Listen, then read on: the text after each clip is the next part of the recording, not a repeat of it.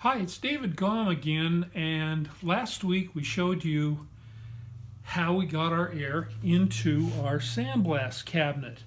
But there's one thing we didn't show you.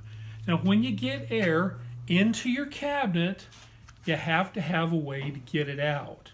Now, this particular cabinet has a fitting on the back here that will allow air to come out. And so you can see that there's is there a ring on it, Jeannie? You see a ring? So that's tightened up. And what I used to do when I had a big sandblast, sawdust handling system, I just hooked that up to my sawdust handler, and that took care of everything.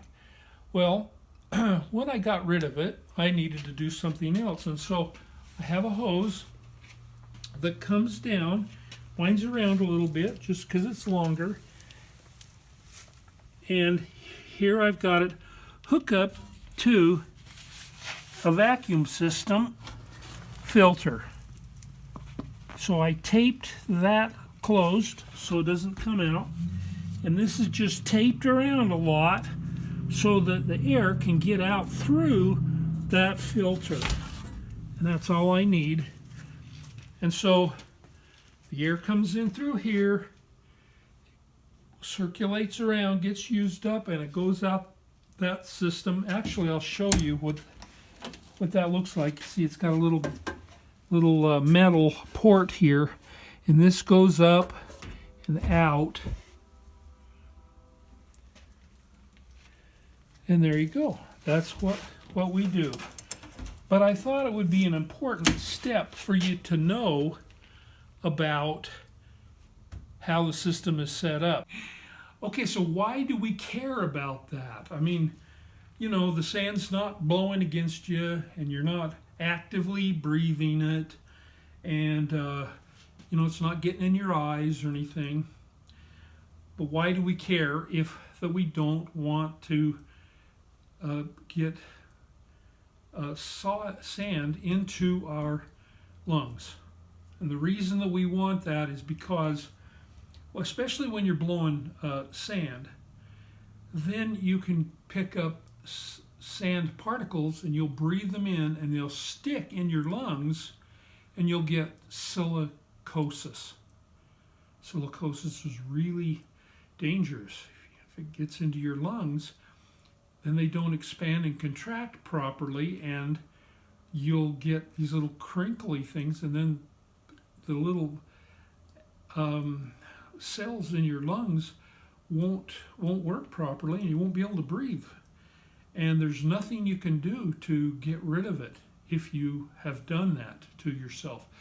So that's the reason that we want to protect ourselves by having a cabinet or a full face respirator, one of those kind that they sell. I got one for Jeannie for when she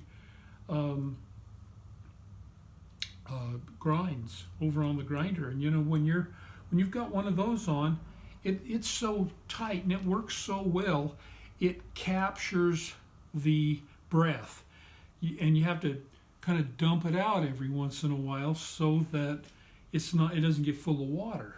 That's how good those kind of respirators are. Well, I used to use one of those kind when we lived in Missouri and I was sandblasting on the back porch.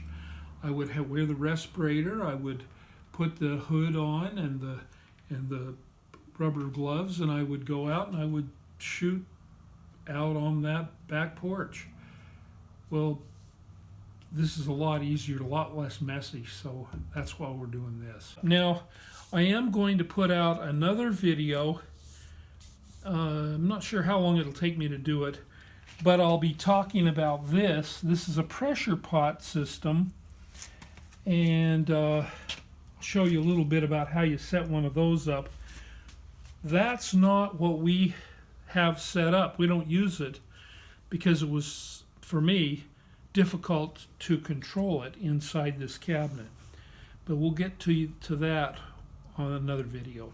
Thanks for being with us. We'll see you next time.